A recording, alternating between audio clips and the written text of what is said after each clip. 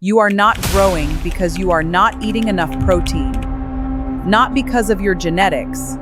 Not because of your program. The protein. Most people eating what they teen diet are consuming between 60 and 80 grams per day. Their actual target is between 130 and 160 grams. The gap is 70 grams of protein your body needed and did not receive. Every single day, your target, body weight in kilograms multiplied by 1.8, that number in grams, every day, 80 kilograms, 144 grams, 70 kilograms, 126 grams, 90 kilograms, 162 grams. This is your specific number. Calculate it now.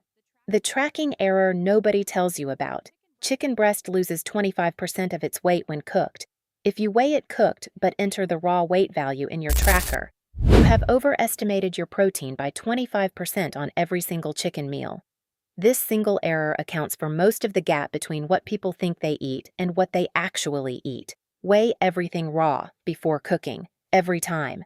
Highest density sources: chicken breast raw, 31 grams per 100, tuna canned, 26 grams per 100, eggs, 6 grams each, not 13, Greek yogurt, 10 grams per 100, whey protein, 80 grams per 100. Use it to close the gap, not to replace food. The anabolic window, the idea that protein must be consumed within 30 minutes of training, not supported by current evidence at the level most people apply it. Total daily intake is the variable. Timing is noise until the total is correct. Fix the total first.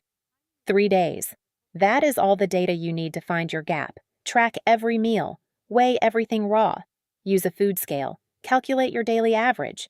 Compare it to your target. The difference is your protein debt. That debt is why you are not growing. Imagine having 80 grams deficit every single day. Day 4 tomorrow, your bench press form. Jinx has notes. Confirmed.